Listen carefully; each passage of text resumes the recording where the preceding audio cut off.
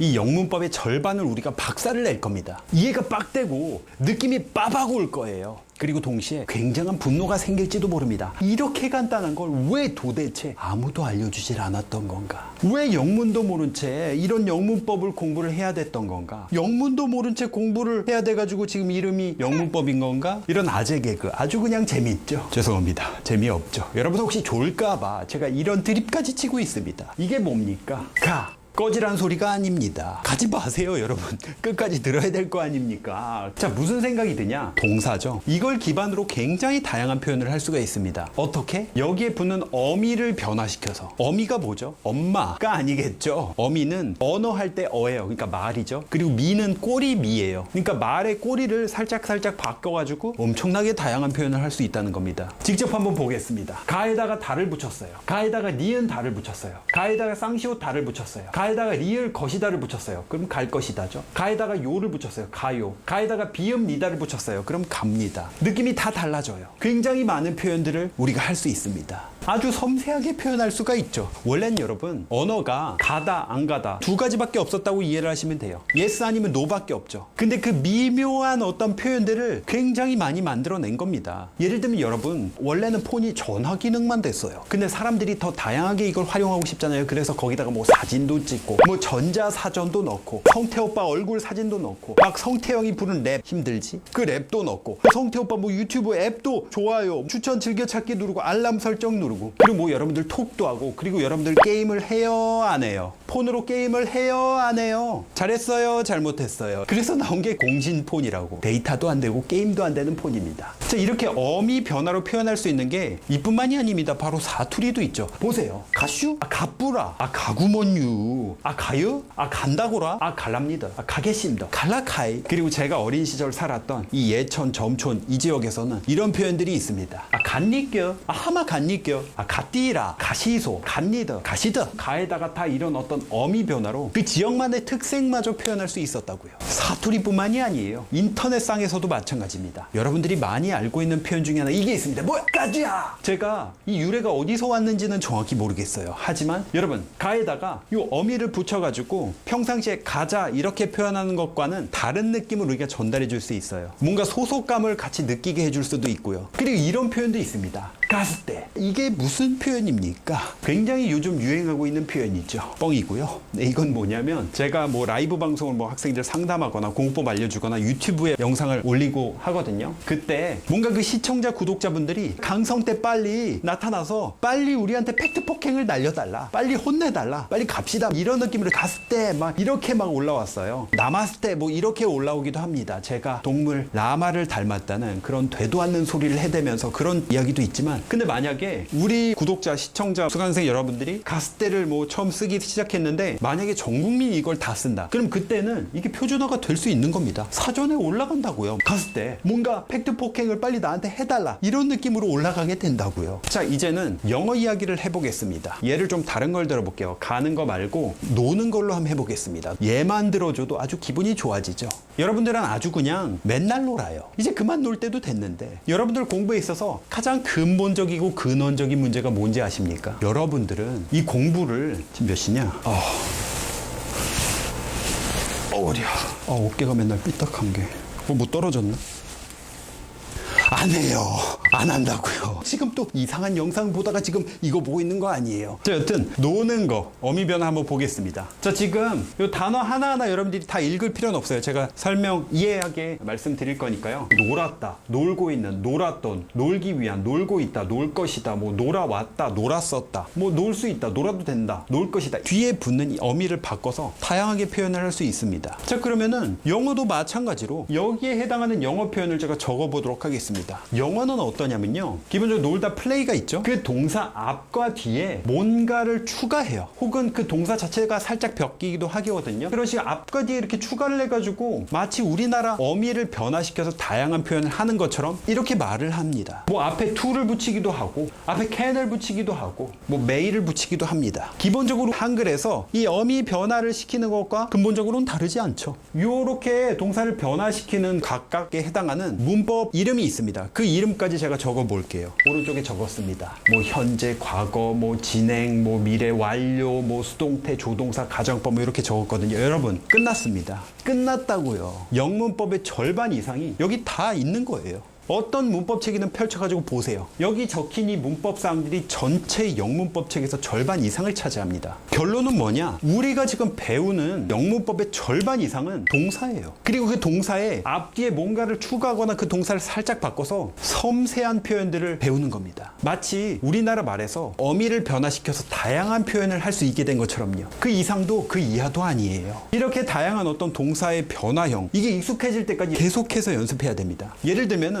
그때 놀았어야 됐는데 내가 너무 열심히 공부를 했구나, 이런 느낌이 들 날은 없겠죠. 지금도 열심히 놀고 있으니까. 예를 들면은 놀았어야 됐는데 그 어떤 후회되는 감정이 딱 느껴졌다 그러면은 should have played, 이런 식으로 바로 나와야 된다고요. 독해에서 문장 딱 있으면은 바로 어떤 느낌인지 느낌이 빡 오게 되는 거, 그런 수준으로 만들어 보자고요. 여러분 충분히 할 수 있습니다. 그럼 기본은 된 거라고요. 보통 문법책에서 투부정사가 어떻고 동명사가 어떻고 수동태가 어떻고 완료형이 어떻고 조동사, 가정법, 그리고 또 무슨 용법 이걸 배우는데 몇 개월이 걸립니다. 우린 지금 불과 몇 분 만에 이 문법의 절반 이상의 핵심적인 원리를 파악했어요. 결국 이런 것들이 우리나라 한글에서 어미 변화처럼 동사의 다양한 표현이라는 그런 전체적인 맥락에 대한 이해가 없습니다. 이게 동사를 통해 좀 더 섬세한 표현을 하기 위한 거구나, 이거 왜 배워야 되는지 그거에 대한 설명조차 없어요. 왜 배우는지도 모르는데 여러분 이게 재미가 있습니까? 재미있을 수가 없죠. 원리는 언급하지 않은 채 오히려 더 많은 시간 동안 배우는 게 있습니다. 그게 뭐냐면 예외사항이죠. 예외사항이 뭡니까? 실제로 가장 기본적인 원리가 있지만 그거에 좀 반하는, 살짝 아주 지엽적인, 거의 사용되지도 않는 이런 예외사항들을 외우는데 더 신경을 많이 써요. 심지어 원어민들은 거의 알지도 못하고 중요하다 생각지도 않는 그런 것들마저도 피나게 공부하고 있다고요. 물론 그런 예외사항도 결국엔 우리가 알아야 돼요. 하지만 세상 모든 일에는 우선순위가 중요합니다. 먼저 큰 그림을 이해해야죠. 여기서 제시한 이 표를 아주 익숙해져서 찌르면 바로 튀어나올 정도가 된다. 그렇게 한번 해보자고요. 이해를 확실하게 하게 되면은 예외사항조차도 외우지 않아도 되는 것들이 상당히 많습니다. 이거 많다 이렇게 생각하시는 분들이 계실지도 몰라요. 물론 이 표에 있는 것보다 더 다양한 표현들이 있습니다. 근데 여러분 이거 사실 그렇게 많지 않아요. 그리고 여러분도 충분히 할 수 있어요. 이미 한글 배웠잖아요. 한글의 그 다양한 어미 변화 다 익혔어요. 어쩌면 한글에 비하면은 동사의 다양한 표현들은 훨씬 적은 걸지도 모릅니다. 예를 한번 들어볼까요? 자, 어미 변화. 파랗다인데 시퍼렇다, 뭐 파랗다, 파르끼하다, 파르데데하다, 파르댕댕하다, 파르무레하다, 파르스름하다, 파르족족하다, 파르파르타다, 파르타다, 파르우리하다. 여러분 이거보다 훨씬 많아요. 여러분 이거 반대로 생각해 볼게요. 외국인들이 한글을 배울 때 어미 변화 이거 딱 보잖아요. 죽으려고 합니다. 네, 너무 다양해요. 한글에 비해서 영어의 동사의 변화 형태는 정말 몇 개 안 되는 수준일지도 모릅니다. 또 이렇게 오해하시면 안 됩니다. 그러면은 한글은 굉장히 복잡하고 이상한 언어구나, 왜 이렇게 어려워, 이렇게 말씀하실 수도 있는데, 근데 여러분 전 세계 모든 언어 중에 이렇게 다양한 표현을 할 수 있는 언어 없어요. 없습니다. 이렇게 고도화된 언어 없어요. 기본적으로 뭐 우리나라처럼 사계절이 뚜렷한 데다가 우리나라 사람들이 얼마나 똑똑합니까? IQ도 제일 높아요. 그리고 이 예술에 대한, 이 미에 대한, 이 색상이나 이런 거에 대한 관심과 애정도 너무나도 크기 때문이죠.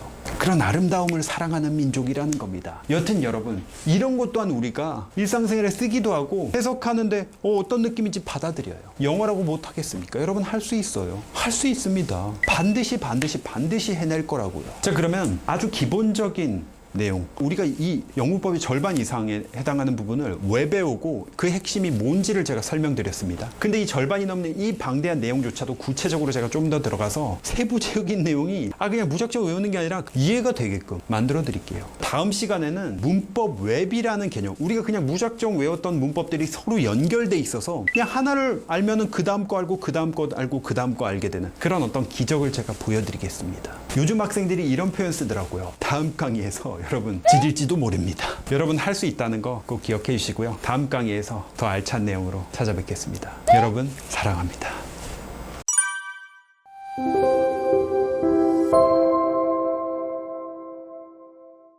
자, 앞서 말했다시피 영어는 결론을 바로 내뱉습니다.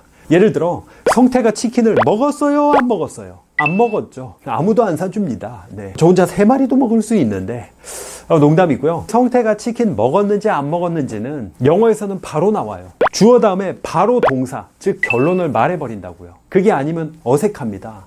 장황해진다고요. 그래서 영어에 어떤 특징이 있냐?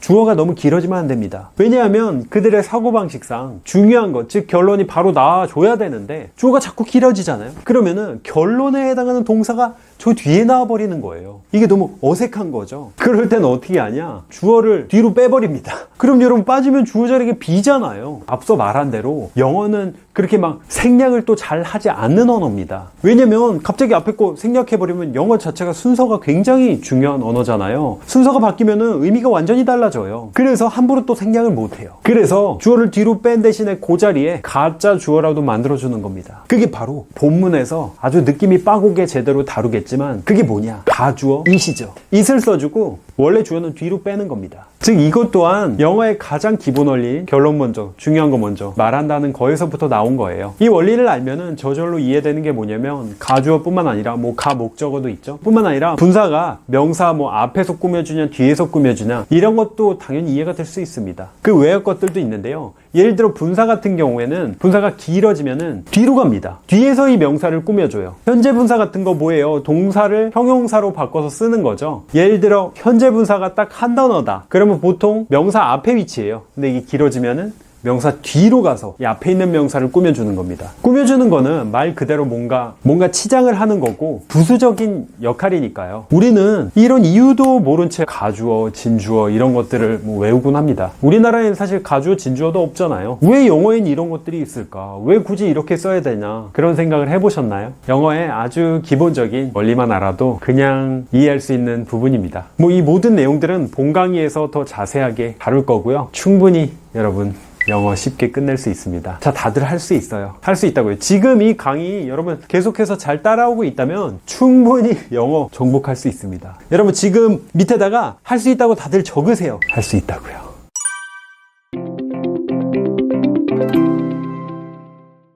자, 여러분 이번에는 꿀잼 퀴즈 하나 가도록 하겠습니다. 한국말엔 있지만 영어에는 없는 품사 뭘까요? 여러분 생각하고 계시고요. 방금 우리가 앞서 강의에서 단 10분 만에 여러분들 영어로 말하게끔 만들어 드렸습니다. 거기서 핵심이 뭐였습니까? 중요한 거 순서대로 말한다. 영어는 중요한 거 결론을 내뱉고요. 중요한 순서대로 보충 설명을 따다닥 해준다고요. 그러다 보니까 있는 것이 뭐냐? 순서의 개념이 있습니다. 순서가 굉장히 중요한 언어예요. 반면 뭐 배경부터 쓰면은 우리 뭐 깨구락지 이야기 먼저 할 수도 있고 뭐 그 수초 이야기 먼저 할 수도 있고 뭐 바위덩어리 이야기 할 수도 있고 그렇습니다. 순서가 상대적으로 덜 중요해요. 자, 그러면 정답 말해 볼게요. 방금 말씀드린 게 힌트가 될 수 있습니다. 정답이 뭐냐? 영어에는 조사가 없습니다. 좋아요도 아니고 조사가 없다고요. 그래서 그게 어떤 큰 차이를 가지고 오냐 보여드릴게요. 고양이가 성태를 깨물었다. 나쁜 고양이에요. 성태 지금 영어 지금 컨텐츠 강의하느라고 힘든데 그걸 깨물어. 근데 요 표현 한글로 쓴 거죠. 주어와 목적어의 순서를 바꿔보겠습니다. 성태를 고양이가 깨물었다. 뭐 달라지는 거 있습니까? 없어요. 그냥 똑같아요. 의미 전달 차이가 없습니다. 근데 이거를 영어로 한번 써볼게요. A cat bit 성태.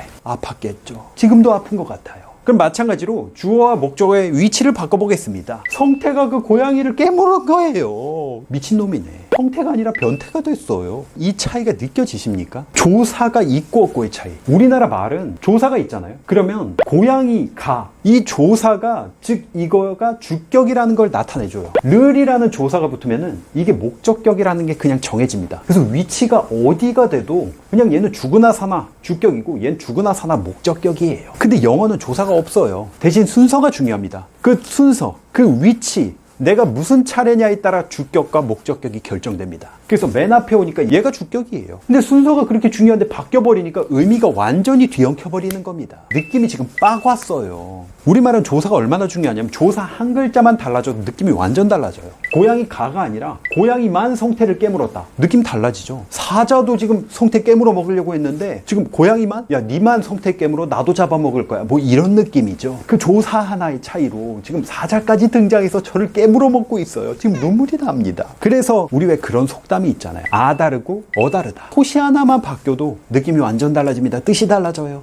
그리고 이렇게 조사가 한국말이 있으니까 한국말을 배우는 외국인들이 정말 취약한 게 뭐냐면 조사예요. 왜냐면 영어에는 조사가 없으니까 이게 너무 생소해요. 그래서 이 미국 사람들이 한국말 배울 때 이제 쓰는 외국인들 표현 한번 보세요. 나 미국 사람입니다.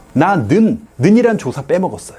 여러분 공부 안 해요. 여러분은 공부를 안 해요. 이런 조사를 수시로 빼먹어요. 그들은 그냥 중요한 순서대로 표현을 했는데 한글은 완전히 다른 거죠. 우리가 이런 차이를 알고 문법이든 영어든 배우면요, 훨씬 여러분들이 빠르게 이해하고 빠르게 습득할 수 있습니다. 한 가지 또 예를 볼게요. 이런 차이 때문에 우리가 외웠던 게 있습니다. 아니, 지금 외워야 될지도 모릅니다. 그게 뭐냐면 바로 영어의 격변화입니다. 격변화. 우리나라 말은 그는, 그이, 그를, 즉 조사를 바꿔가면서 표현할 수 있습니다. 는이라는 조사를 쓰니까 이거 주어가 됐어요. 의, 이거 소유격이 됐어요. 르를 썼으니까 이거 목적격이에요. 근데 영어는 이런 게 없죠. 그러다 보니까 어떻게 돼요? he라는 단어 자체를 바꿔줘야 돼요. 그러다 보니까 우리가 이런 격변화를 하나하나 다 외웠죠. I, my, me, mine 뭐 이런 식으로 다 외웠다는 겁니다. I는 나에 해당하는 거지만 그에 해당하는 거 he, his, him 이렇게 외웠고요. 이런 어떤 차이가 한국말을 영어로 100% 옮기는 게 불가능한 이유 중에 하나입니다. 왜냐면 우리나라 말에서 이렇게 조사로 표현하는 이 미묘한 어떤 표현들을 어떻게 무슨 방법으로 이걸 완벽하게 영어로 옮길 수 있겠습니까? 다른 문법 사항들도 문화적인 차이나 이런 것 때문에 100% 이제 옮기는 게 어렵죠. 어떤 사람들은 그렇게 주장하기도 합니다. 이게 100% 이렇게 외국말로 번역이 제대로 안 되니까 뭐 노벨 문학상 이런 거를 이 외국인들이 제대로 이해할 수 없기 때문에 지금 노벨 문학상이 안 나왔다. 뭐 이게 음모론일 수도 있는데요. 그렇게 주장하시는 분도 계십니다. 자, 그러면은 꿀잼 퀴즈 하나 더 나갑니다. 오늘 퀴즈 2개나 나왔어요. 그럼 반대로 생각해보죠.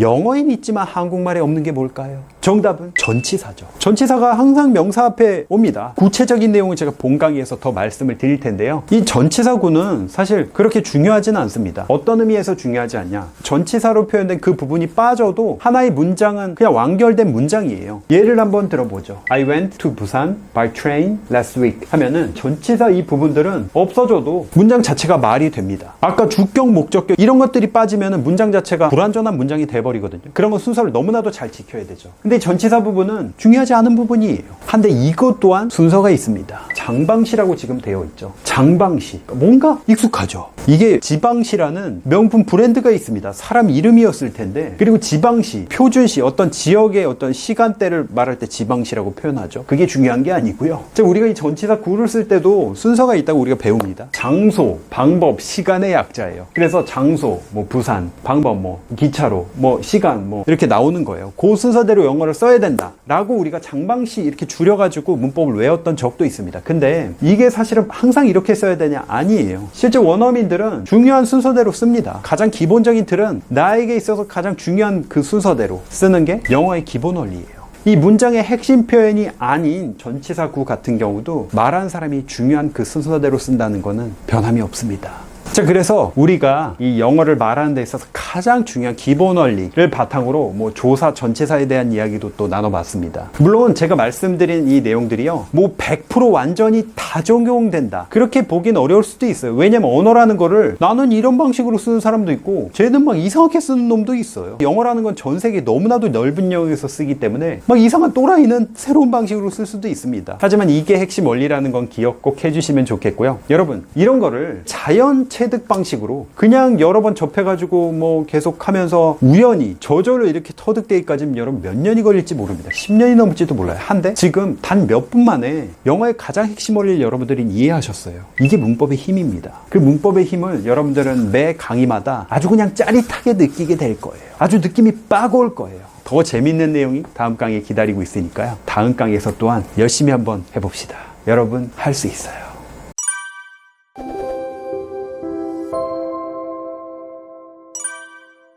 여러분, 앞서서 성태가 누구를 깨물었습니까? 고양이를 깨물었어요. 지금 고등어도 아니고 고등학생도 아니고 고양이를 깨물었습니다. 왜? 뭐 때문에? 영어는요, 문장에서 이 단어의 위치가 바뀌잖아요. 그러면 전혀 다른 뜻이 돼버립니다. 성태가 고양이를 깨문 게 아니라 고양이가 성태를 깨물고 뭐 서로 물어뜯고 있지만 순서가 그렇게 중요하다고요. 하지만 우리나라 말은 조사가 있기 때문에 순서가 달라져도 의미는 달라지지 않습니다. 그래서 우리말에 비해서 영어를 쓸 때 함부로 해서는 안 되는 게 하나 있습니다. 바로 생략입니다. 두 언어의 큰 차이 중에 하나인데요. 당연히 그냥 막 생략을 해버리면은 그 위치, 그 순서에 따라 지금 주격인지 목적격인지 지금 결정이 되는데 막 생략해버리면 뜻이 혼란스러워진다고요. 예를 들면 우리나라 말은 밥 먹었어? 주어 없이 그냥 표현할 때도 많습니다. 그리고 뭐 성태는 착하고요, 잘생겼습니다, 고양이도 깨물고요. 인기가 없습니다. 고양이보다도 없어요. 이런 식으로 주어를 그냥 생략하는 경우가 상당히 많아요. 근데 영어는 그에 비해 상대적으로 분명히 표현을 해줍니다. 생략을 잘 안 해요. 반복이 되면은 그걸 대명사로라도 최대한 써주려고 하죠. 그래서 존재하는 것 중에 하나가 뭐냐? 바로 수동태입니다. 그런 경우가 있을 수 있을 거예요. 주어를 써주고 싶은데도 못 써. 쓸 수 있는 주어가 없어. 심지어 그런 경우에도 써준다고요. 그때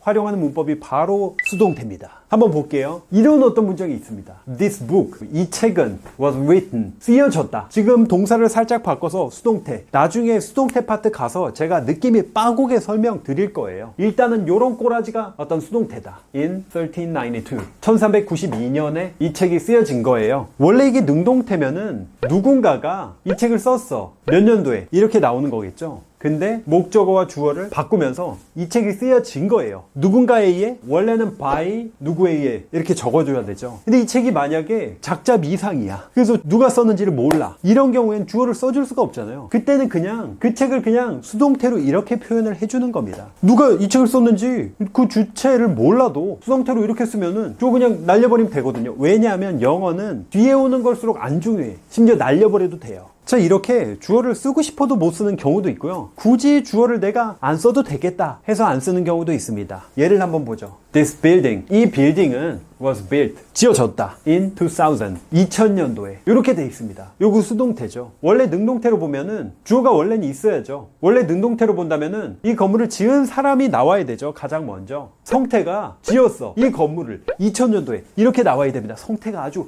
뼈가 부러지고 있어요. 제가 지금 빌딩도 짓고 있습니다. 아주 난리 났네요. 이런 것까지 하고 있어요. 그거를 이제 수동태로 바꾼 거죠. 그러면 원래는 this building was 뭐 하면서 by 성태라고 이제 나와야 되잖아요. 근데 영어는 뒤에 있는 거는 사실 중요하지 않고 날릴 수도 있단 말이에요. 그래서 굳이 주어, 원래 능동태에서 주어였던 그거를 안 써줘도 이렇게 수동태를 통해서 이야기를 할 수 있게 되는 겁니다. 물론 이 경우는 성태 혼자 뭐 지은 게 아니라 너무나도 많은 사람들이 같이 짓잖아요. 그래서 누구 이렇게 다 이야기해 줄 필요가 없고 그냥 정보는 언제 지어졌는지 그것만 전달하면 될 경우에 이렇게 by 뒤에 나오는 거를 빼도 된다는 겁니다. 자, 이것 또한 능동태의 주어를 생략한 거라고 볼 수도 있지만 사실은 생략이 아닌 거예요. 왜냐면 다 주어가 있잖아요. 이 정도로 주어를 꼬박꼬박 써주는 경향이 있습니다. 이 정도로 영어는 막 함부로 생략을 한국어보다는 안 해요. 그만큼 순서와 원칙을 굉장히 중요하게 생각하는 그런 언어라고 이해하시면 되겠습니다. 물론 여러분 수동태가요, 뭐 당하는 사람이나 당하는 어떤 대상을 그걸 좀 더 부각시켜 주기 위해서 써주기도 하죠. 근데 수동태의 아주 중요한 쓰임 중에 하나가 이거라는 거 그동안까지 알려드렸습니다. 여러분 어떻게 이해가 빡 됐습니까? 여러분 이해가 빡 됐으면은 느낌이 빡 왔다고 지금 써주세요. 제가 그런 걸 보면은 참고해서 여러분들에게 더 나은 내용을 알려드릴 수 있으니까요. 자, 여러분 지금 너무나도 잘하고 있고요. 다음 강의에서 더 알찬 내용으로 더 재밌는 내용 나올 테니까 기대해 주시고요. 다음 강의에서 봅시다. 안녕.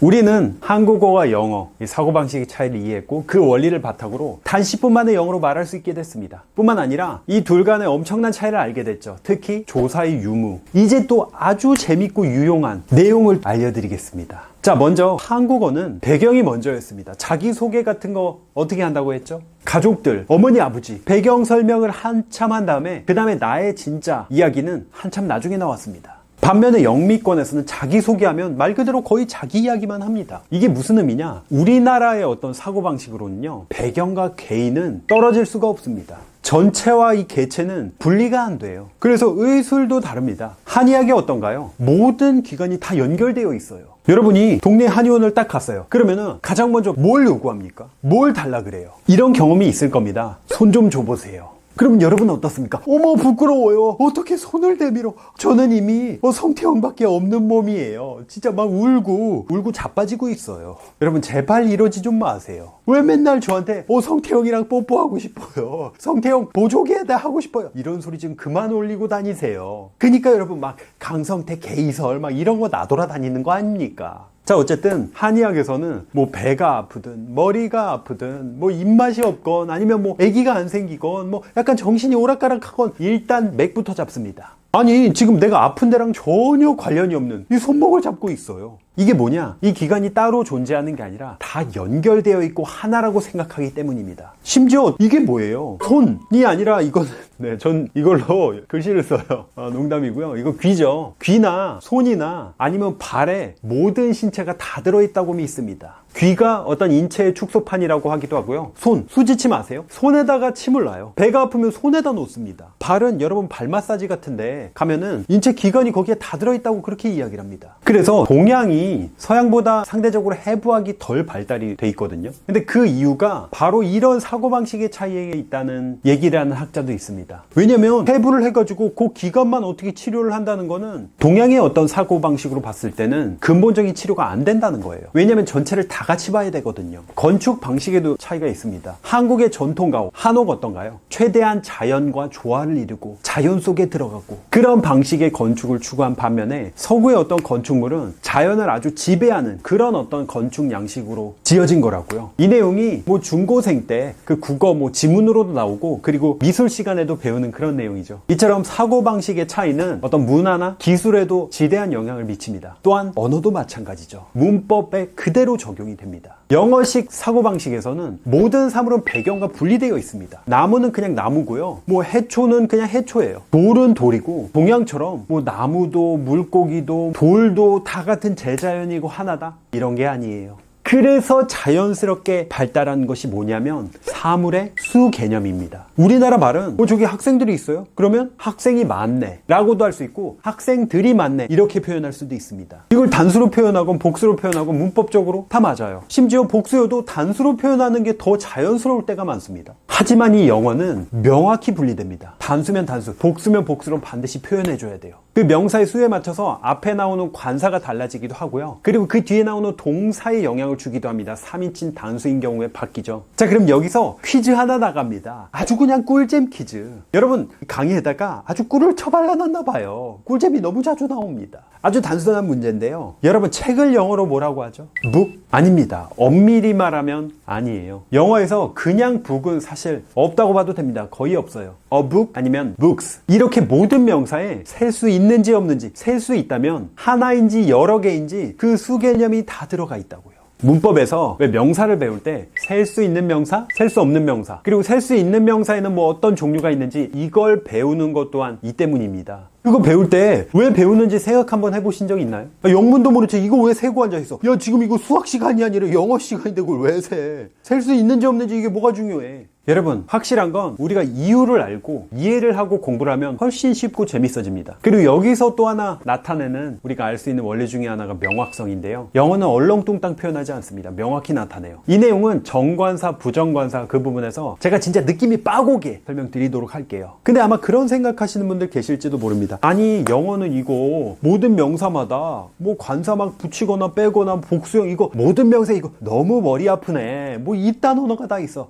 이렇게 생각하실 수도 있습니다. 하지만 그건 외국인이 봤을 때도 마찬가지예요. 아니 쟤네들은 명사를 표현할 때 뭐 저렇게 단수 복수 저런 개념도 없이 서로 나쁘게 본다고 한다면 예를 들면 또 여러분 조사 같은 거 있잖아요. 우리나라 말에서는 거의 모든 명사에다가 조사를 거기에 맞춰가지고 하나씩 이제 달아주잖아요. 그래서 뭐 장점도 있죠. 주격, 목적격이 분명해지고 순서가 달라져도 그 뜻은 제대로 이제 명확히 전달이 됩니다. 근데 그들 입장에서는 야 니들 조사 어떻게 붙이냐 이렇게 생각이 될 수도 있다는 거예요. 이렇게 언어를 공부를 할 때 무작정 영문도 모른 채 외우는 게 아니라 이해를 하면서 공부를 해야 돼요. 그랬을 때 또 장점 중에 하나가 뭐냐면 그들의 사고방식을 우리가 이해하는 것은 물론 서로의 다양성을 존중할 수 있게 되는 겁니다. 여러분 제가 이렇게 알려드리는 이 영어의 원리들이 어때요? 재밌나요? 이해가 되고 지금 재밌나요? 지금 막 제 얼굴 보고 어우 재밌다. 저 형은 뭐 얼굴이 저렇게 재밌게 생겼냐. 아주 꿀재밌네. 이렇게 제 얼굴을 물어보는 게 아니라 이 내용이 여러분들 재밌냐고요.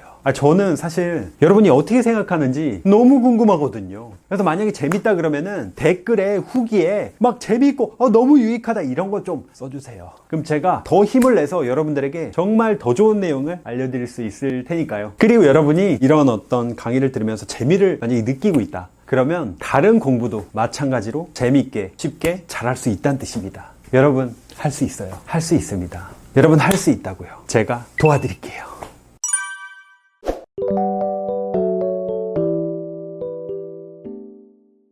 여러분, 앞서 우리가 영문법의 무려 절반이 단 하나의 원리로 관통되는 것을 직접 봤습니다. 그러면은 이 시간에는 그것마저도 그냥 무작정 외우는 게 아니라 이렇게 외우지 않고도 이해할 수 있구나 라는 것을 직접 보여드릴 거예요. 이미 영문법을 공부하신 분들도 이 강의를 보시는 게 진짜 큰 도움이 될 겁니다. 그리고 좀 빨리 진행을 할 거예요. 왜냐면 우리가 본 강의에서 자세하게 다룰 거거든요. 본 강의를 여러분들이 보신 다음에 이걸 다시 보시면은 이해가 더 잘 될 겁니다. 느낌이 그냥 빡 온다고요.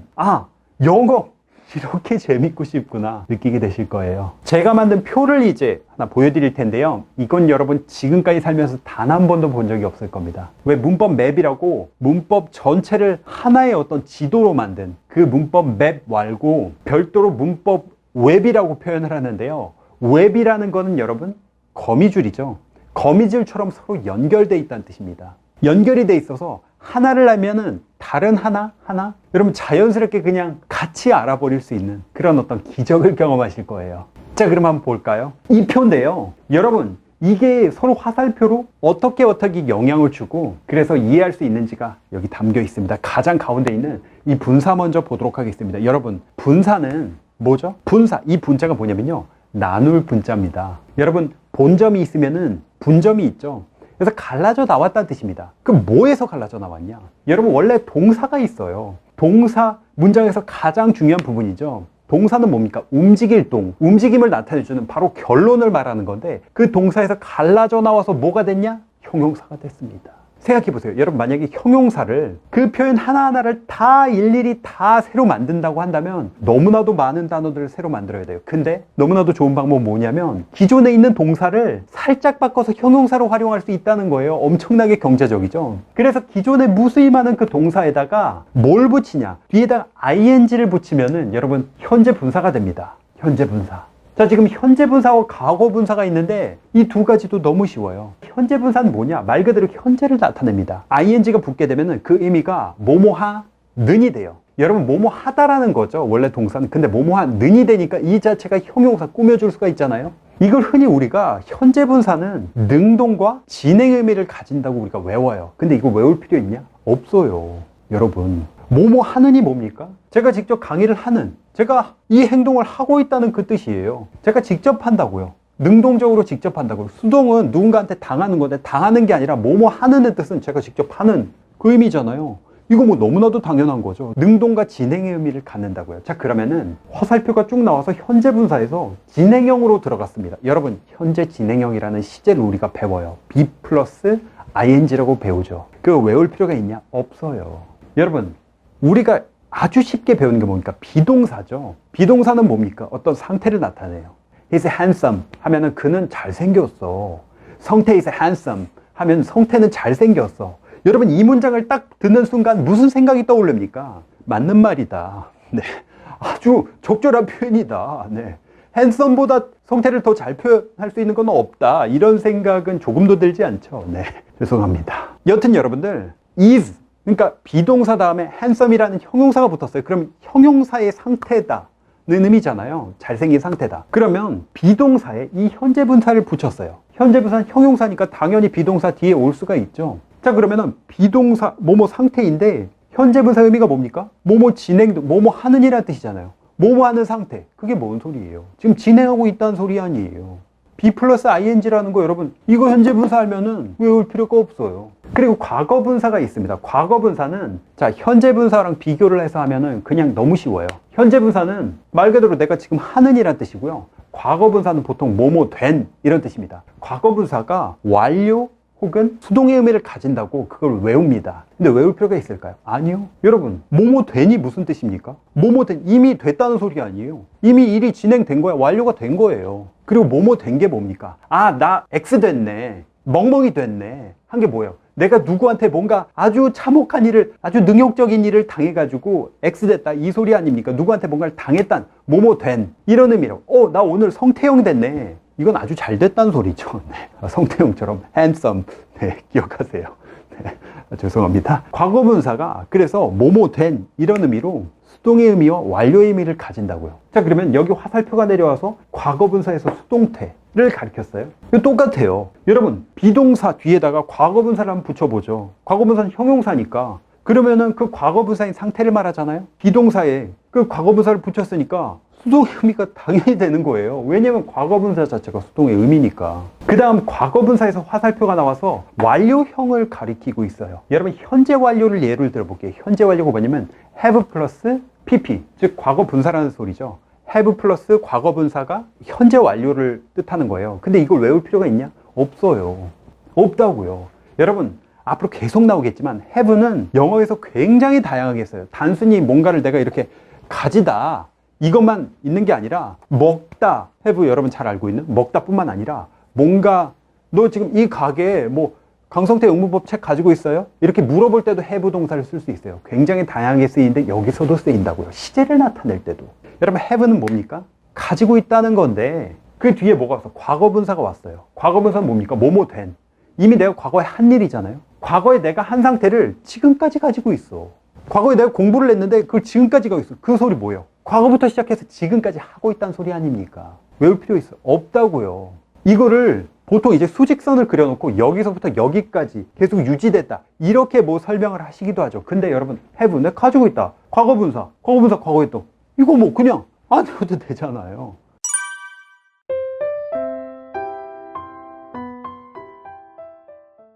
자 그러면 여러분 현재 분사로 다시 가서 지금 be going to 미래 시제로 이제 화살표가 갔어요. 여러분 미래 시제 중에 두 가지가 있죠. will이 있고 be going to가 있어요. 두 가지를 외워야 되냐? 외울 필요 없습니다. 여러분 will이 뭡니까? 강성태 영단어 어원편에서 나왔죠. will의 어원 의미 자체가 의지를 뜻해요.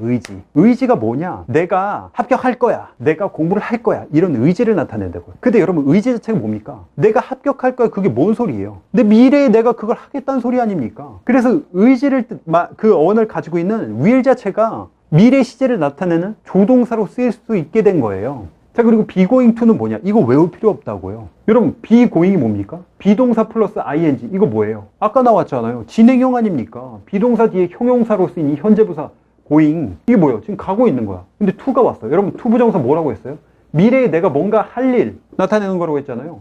그래서 내가 가고 있는데 뭐 하러 가고 있어? 여러분 뭐 하러 가고 있다는 소리가 뭡니까? 내가 그걸 할 거란 소리 아니에요. 그거를 관용적으로 계속 be going to 나 뭐 하러 가 이렇게 쓰다 보니까 그 자체가 그냥 미래 시제를 나타내는 게 돼버렸다고요. 여러분 이 원리를 이해하잖아요. 그러면 will과 be going to의 차이를 여러분들 알게 돼요. 여러분 will과 be going to가 똑같다 미래 시제다 이렇게 배웠나요? 잘못 배운 거예요. 여러분 will이 의지를 나타낸다. 그게 뜻이 뭡니까? 예를 들어 will을 써가지고 내가 합격할 거야 이러면은 주관적인 어떤 의지가 들어간 거예요. 어원 자체가 그거니까. 그래서 막 열심히 내가 할 거야 이런 의미가 되고요. 합격을 할 건데 be going to 이런 뜻은 뭐냐면요. 이미 내가 가고 있어 그쪽으로. 그 말은 뭐냐? 계획대로 그냥 합격 처리가 된다는 거예요. 약간 입시 비리 그런 거 뭔가 입이 거의 정해져 있다는 그런 뉘앙스로 이제 말을 하는 겁니다. 의지, 주관적인 의지가 그렇게 들어있지 않은 거예요. 그러기로 돼 있는 거 이미 지금 가고 있어 그렇게 될 거야. 거의 약간 객관적으로 그냥 기정사실처럼 말하는 그런 뉘앙스가 있다고. 여러분 이걸 이해를 하잖아요. 이런 뉘앙스까지 여러분들이 파악할 수 있다고요. 여러분이 스피킹을 하거나 여러분 독해를 하거나 그 세밀한 뉘앙스까지 여러분들이 이젠 할 수 있단 말이에요. 그 다음에 to 부정사에서 조동사로 화살표 가서 have to. 여러분 have to가 무슨 뜻이죠? 이게 조동사 뭐뭐 해야만 한다 의무를 나타냅니다. 근데 have to가 의무를 나타내 그 외울 필요가 있냐? 외울 필요 없어요. 여러분 have가 가지고 있다는 뜻입니다. to가 뭐라 그랬어요? to 플러스 동사 to 부정사 그 뭐예요? 미래에 내가 뭔가 할 행동을 나타내는 거잖아요. 내가 가지고 있는 미래에 뭘 행동을 내가 할 걸 내가 가지고 있어. 그 소리가 뭡니까? 나 그 일을 해야만 된다는 소리죠. 그래서 이게 의무라고요.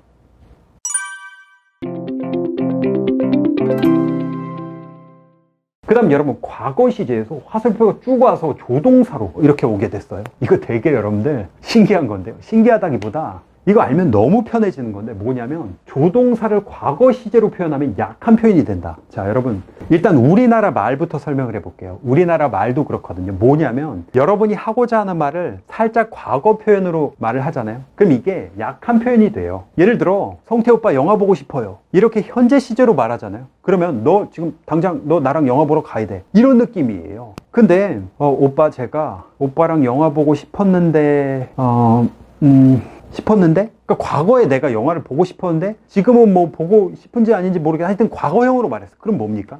이게 여러분 지금 너 지금 당장 짐 싸 지금 영화 보러 갈 거야 이게 아니라 지금 나 적극적으로 지금 가고 싶어 이게 아니라 과거, 뭐 약한 표현이 되는 거죠. 지금 내가 하고 싶다. 늘 현재 시제는 되게 직설적으로 여러분 딱 꽂아서 지금 단정적으로 이야기를 하는 거예요. 그래서 왜 현재 시대는 뭐 진리를 표현할 때 쓰인다 뭐 이런 것들 나중에 보면은 이제 설명 듣게 될 텐데 불변의 진리 이런 거를 뭐 나타낸다 그런 어떤 내용이 나올 거예요. 그것 또한 충분히 이해할 수 있는 내용이니까 걱정 마시고요. 여튼 여러분 살짝 과거로 표현하면 약한 표현이 됩니다. 자, 그래서 조동사에서 여러분 can이 있고 will이 있고 may 뭐 이런 게 있어요. 근데 그거를 과거로 표현하잖아요. 그럼 뭐 would, could, might 이렇게 되잖아요. 요것들이 당연히 조동사의 과거형이니까 과거 시제로도 쓰일 수 있죠. 근데 사실 그거보다 더 많이 쓰이는 게 뭐냐면요.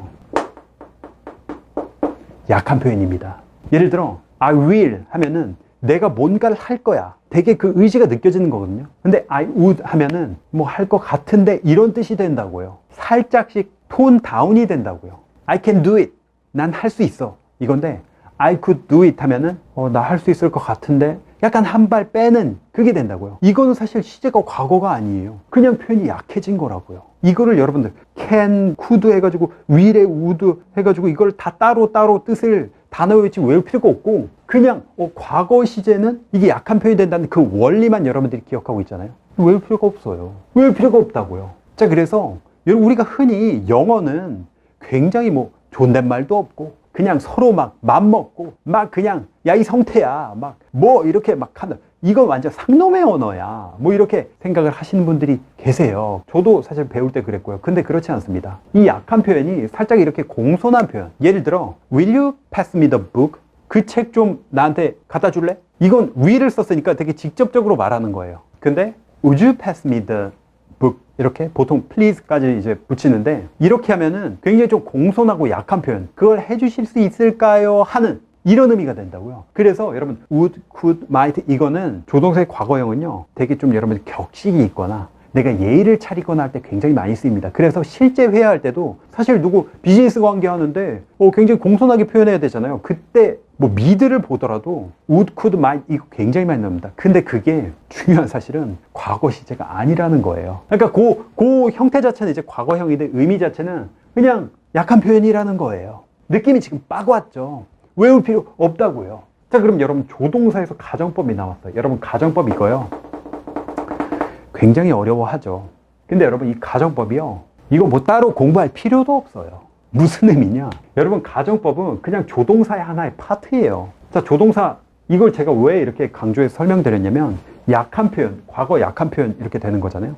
약한 표현이 가정법에 고스란히 쓰여요. 무슨 소리냐? 여러분 가정법이 뭡니까? 가정에서 내가 표현하는 거잖아요. 가정. 실제 일어난 일이 아니라 가정에서 내가 만약에 과거 했었다면 뭐 이런 어떤 가정의 상황이라고요. 가정의 상황은 확신에 차서 말을 할 수가 없죠. 별로 일어난 일도 아니잖아요. 그래서 여러분들 가정법을 잘 보시면은 조동사의 과거 시제, 약한 표현이 다 들어가 있어요. 그래서 여러분들 가정법 과거가 뭐 현재 사실의 반대 이렇게 우리가 뭐 외우고 한단 말이에요. 나중에 뭐 그런 거 내용이 나올 거예요. 한데 그것도 외울 필요가 없어요. 왠지 아세요? 이게 과거 시제가 약한 표현인데 실제로 이게 현재거든요. 그냥 약한 표현을 하려고 과거로 바꿔놓은 거예요. 그러다 보니까 이게 딱 봤을 때는 과거형으로 되어 있지만 사실은 현재 사실의 반대가 되는 거예요. 여러분 여기까지만 제가 설명을 드리고 가정법은 여러분 이거 진짜 쉽게 제가 설명을 드릴게요. 자, 그리고 이 가정법이 그런 어떤 조동사의 과거 시제를 이제 갖다 썼어요. 그리고 접속사에서 if를 갖다 썼어요.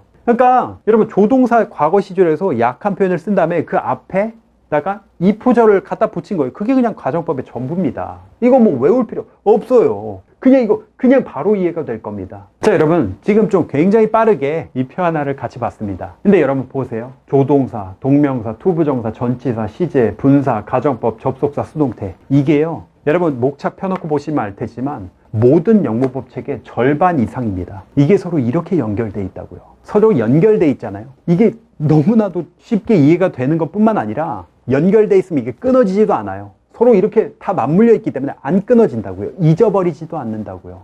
그리고 훨씬 재밌어져요. 이 표는 뭐 여러분 책에도 있고 공신.com 그 강좌 첨부 파일로도 여러분 있기 때문에 뭐 지금 여러분들 충분히 이제 봤기 때문에 이미 머릿속에 다 들어가신 분들도 있을 거예요. 근데 이걸 뭐 달달 외우실 필요 없습니다. 그냥 이것 또한 이해를 하면 돼요. 이런 식으로 학습을 하게 되면 여러분 공부할 양이 현저히 줄어듭니다. 그리고 이건 시작일 뿐이에요. 여러분 지금 아직 본 강의는 시작도 안 했어요. 외우지 않아도 되는 게 이렇게 많습니다. 제가 지금 외우지 않아도 된다는 표현을 도대체 몇 번을 한 거죠? 물론 여러분들이 머릿속에 넣어야 되겠지만 이렇게 영문도 모른 채 무작정 기계처럼 무식하게 외울 필요가 없다는 뜻이에요. 영문법 부담을 10분의 1로 줄여준다고 말씀드렸죠. 완전히 새로운 영어를 시작할 거라고 말씀드렸죠. 그 약속 저는 지킬 겁니다. 다시 한번 말씀드리는데 여러분 할 수 있습니다. 여러분 아직까지 제대로 된 방법을 만나지 못했을 뿐이에요. 그러니 자신감을, 제발 그 자신감을 좀 가지세요. 영어를 배워가지고 이 경쟁 박 터지는 이 대한민국에만 머물 것이 아니라, 이 우물 안에만 머물 것이 아니라 여러분 전 세계로 여러분의 꿈을 펼치자고요. 여러분의 이 잠재력에 비하면 여긴 너무나도 좁습니다. 여러분에게 기회가 원래 10밖에 없었다고 한다면 이 영어를 통해서 100, 1000 그 이상까지도 늘려나갈 수 있습니다. 여러분 할 수 있어요. 할 수 있다고요. 반드시 할 수 있습니다. 그리고 여러분은 이 세상에서 가장 소중한 사람이라는 거, 그 어떤 순간도 잊어서는 안 됩니다. 여러분이 지금 나이가 어떻건, 여러분이 공부를 잘하건 못하건, 여러분이 서울에 살건 어디 살건 시골에 살건 다 필요 없어요. 명심하세요. 여러분이 가장 소중한 사람이라는 거. 그리고 여러분은 언제나 혼자가 아니라는 거. 여러분 어떤 순간도 여러분 사랑하는 뭐 가족뿐만 아니라 친구, 이웃, 그리고 최소한 공신 멘토들, 그리고 모든 사람이 없어도 저 강성태만큼은 항상 여러분들 편이라는 거 여러분 잊으시면 안 됩니다. 자, 다음 강의에서 더 알차고 더 좋은 내용으로 우리 만나요. 안녕.